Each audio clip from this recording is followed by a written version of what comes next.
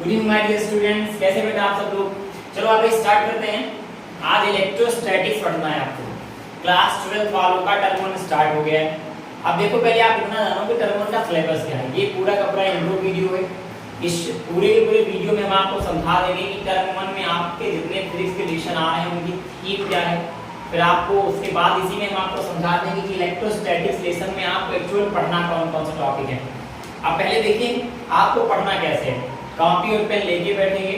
आपको हर टॉपिक के बाद प्रीवियस 10 ईयर्स में जितने क्वेश्चंस पूछे गए इस टॉपिक से सारे के सारे करवाए जाएंगे, मतलब तगड़े से मारकर। चलो आप समझते हैं, देखिए ध्यान से। इलेक्ट्रोस्टैटिक्स तो वो तो मान लो एक सेकंड मैटर आ गया। अभी पहले समझते हैं पूरे फिजिक्स फर्स्ट में आप किसकी स्टोरी पढ़ेंगे। पूरे फिजिक्स फर्स्ट में गाना गाता है भैया चार्ज होता है। समझो पहले चार्ज को अलग अलग बुक में अलग अलग तरीके से डिफाइन किया है। किसी किताब में लिखा हुआ है charge is a property in any matter which is attract to any other particle is called charge. किसी मैटर की वो प्रॉपर्टी जो किसी अदर पार्टिकल को अट्रैक्ट करती है उसको चार्ज कहते हैं। किसी अदर बुक में कहा गया है कि charge is intrinsic property. Intrinsic का मतलब होता है मूल स्वभाव जो पहले से पाया जाए। Charge is intrinsic property which is generate to electric और मैग्नेटिक फील्ड अराउंड अस। किसी भी एलिमेंट की, किसी भी ऑब्जेक्ट की वो इंट्रिंसिक प्रॉपर्टी जो उसके आसपास इलेक्ट्रिक और मैग्नेटिक फील्ड जनरेट करती है उसको हम चार्ज कहते हैं। अगेन फिर से, the intrinsic property of matter which is generate to electric और मैग्नेटिक फील्ड अराउंड अस। अपने चारों तरफ इलेक्ट्रिक और मैग्नेटिक फील्ड को जनरेट करे वो क्या है, चार्ज। अब चार्ज की यूनिट क्या होती है। चार्ज की यूनिट होती है बच्चा कूलम। डिनोट करते हैं इसको C से। इसकी डायमेंशन देखो, इसको चार्ज को तो Q से डिनोट करते हैं, हम केवल यूनिट को C से डिनोट करते हैं। फार्मूला होता है I बराबर Q अपान T। तो यहाँ से Q बराबर क्या हो जाएगा, IT। I की डायमेंशन A, T की T। चार्ज की डायमेंशन क्या होगी, AT। ठीक है ना। अभी चलो, अब चार्ज पे वैल्यू कितनी होती चार्ज की, नॉर्मल 1.6 into 10 की पावर -19 कूलम इसकी वैल्यू होती है। इसी पूछा जाता है एक कूलम में कितने इलेक्ट्रॉन होते हैं, तो 6.25 into 10 की पावर 18 इलेक्ट्रॉन होते हैं। ये सब बातें अभी आगे होती रहेगी। पहले देखो चार्ज में हुआ क्या। साइंटिस्ट ने देखा कि जैसे दूसरे ऑब्जेक्ट के साथ जब रगड़ा जाता है, मतलब आपने उसकी छड़ ली गई, रॉड लिया गया, अंबर लिया गया, एक प्रकार का पदार्थ मैटर होता है अंबर, इनको आपस में जब रगड़ा गया तो उन्होंने देखा कि एक बॉडी दूसरे बॉडी को अट्रैक्ट करने लगी।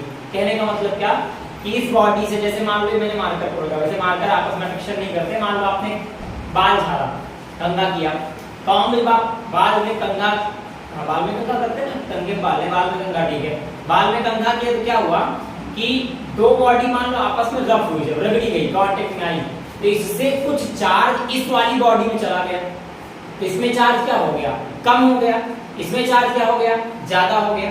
जिसमें चार्ज कम हुआ उसको हम पॉजिटिव बॉडी बोलेंगे। पॉजिटिव को बोलेंगे, हल्का फील कर रहा है इसलिए नहीं। इसने इसको चार्ज दिया, जिसको दिया उस पर निगेटिव चार्ज, क्योंकि इसने कर्ज लिया। इसने दिया इस पर पॉजिटिव चार्ज, ठीक है। तो चार्ज को 2 टाइप में बांट भी दिया गया, 2 पार्ट में, एक पॉजिटिव एक निगेटिव। पॉजिटिव कौन, जिसमें लेस इलेक्ट्रॉन, निगेटिव कौन, जिसमें मोर इलेक्ट्रॉन।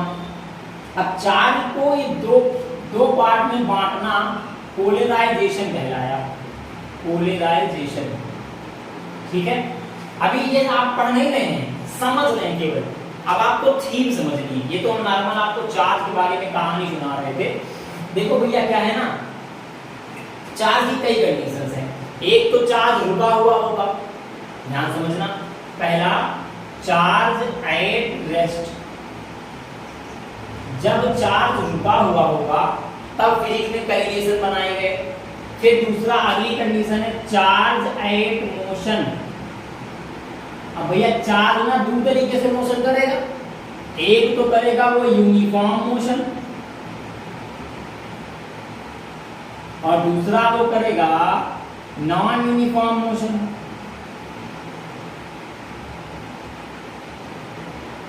ध्यान समझिए जरा।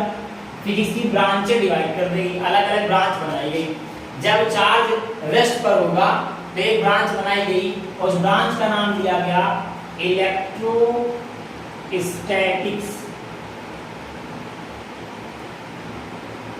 इलेक्ट्रो मतलब चार्ज, स्टैटिक्स मतलब रुका हुआ हो। फिर जब चार्ज मोशन करने लगा तो ब्रांच बनाई गई इलेक्ट्रोडायनामिक्स। जब चार्ज नॉन यूनिफॉर्म में आया तो क्या बन गया, इलेक्ट्रोकाइनेमैटिक्स। यहाँ बना, डायनामिक्स वहां बना, इलेक्ट्रोकाइनेमैटिक्स और यहाँ इलेक्ट्रोडायनामिक्स। ये फिजिक्स की 3 ब्रांचेस हैं जो आपको पढ़ना है। अब इलेक्ट्रोस्टैटिक्स में कई लेसन होंगे आपके, ये तो 3 तरीके की यूनिट हैं आपकी फिजिक्स फर्स्ट खत्म, ये 3 यूनिट हैं। अब देखिए इसमें क्या है, इलेक्ट्रोस्टैटिक्स में सबसे पहला जो आपका चैप्टर है वो है electric charge and electric field. ठीक है, तो आपका सेकेंड लेसन जो है वो है इलेक्ट्रोकैपेसिटेंस। लेसन नहीं है अभी चार्ज रुका हुआ था, इलेक्ट्रिक चार्ज, इलेक्ट्रिक फील्ड और इलेक्ट्रोकैपेसिटेंस, बस खत्म। 2 लेसन थे इलेक्ट्रोस्टैटिक्स में। अब अगली बात आई इलेक्ट्रोकाइनेमैटिक्स में, मतलब चार्ज यूनिफॉर्म मोशन करने लगा। तो इसका आपका थर्ड लेसन में इसके काटिंग थर्ड काइनेमैटिक्स हिसाब से पहला लेसन क्या बना, इलेक्ट्रिक करंट।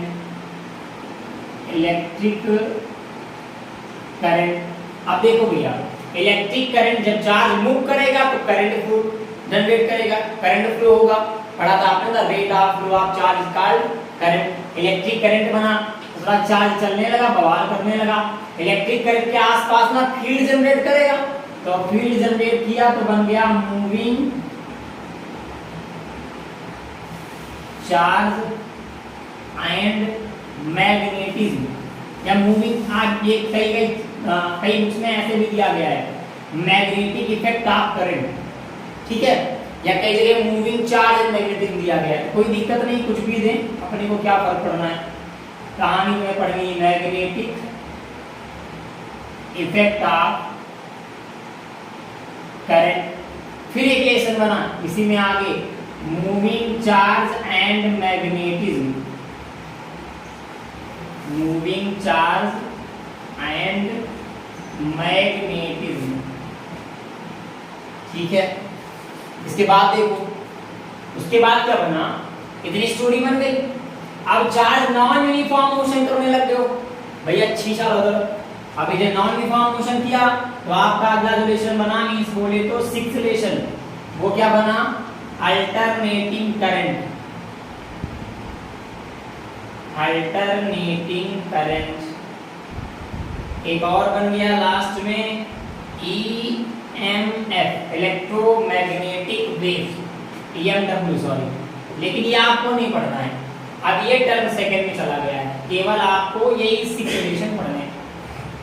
एक रह गयो, एक रह गयो, ये म्यूजिकल को एक लेसन भैया इसी से रह गया है, इसको आप 7 सेलेक्ट कर लें, एक 6 लेसन। इसी से नॉन यूनिफॉर्म मतलब इलेक्ट्रोकाइनेमैटिक्स में वो बन गया इलेक्ट्रोमैग्नेटिक इंडक्शन। Electromagnetic induction. आइए कहानी को थोड़ा और आगे बढ़ाते हैं भैया, ध्यान से समझें। जब चार्ज रुका हुआ होगा तो कौन सी ब्रांच बनी, इलेक्ट्रोस्टैटिक्स। ये कौन सी ब्रांच है, the branch of physics in which deals about the charge at rest. Physics की वो ब्रांच जिसमें हम चार्ज के उस कंडीशन के बारे में पढ़ते हैं तो थोड़ा रुका हुआ होगा। और भैया अगली ब्रांच काहे की बनी, अब देखो चार्ज बहुत देर तो रुकेगा नहीं, उसको एक्स्ट्रा एनर्जी देंगे, पोटेंशियल दिया जाएगा, सेल से कनेक्ट करेंगे तो इधर तो बदतमीजी करेगा ना। जब चार्ज मूव करने लगा, चलने लगा, तो अगली ब्रांच बन गई इलेक्ट्रोकाइनेमैटिक्स। तो अब ऐसी कंडीशन में क्या कर रहा था, चार्ज यूनिफॉर्म मोशन में था। ठीक है, तो the branch of physics in which deals about the charge at uniform motion. Electrostatics में कौन कौन से लेसन बने, electric charge and electric field और इलेक्ट्रोकैपेसिटेंस। फिर इलेक्ट्रोकाइनेमैटिक्स में कौन कौन से लेसन बने, electric current, magnetic effect of current, moving charge and magnetism. ठीक है, अब उसके बाद चार्ज नॉन यूनिफॉर्म मोशन करने लगा, कभी तेजी से चले, कभी धीमे से चले, कभी रुक जाए, बदतमीजी करने लगा। तो भैया अपना लेसन बना इलेक्ट्रोडायनामिक्स, यूनिट का नाम है। तो क्या बोलेंगे ना, branch of physics in which deals about the charge which at non uniform motion.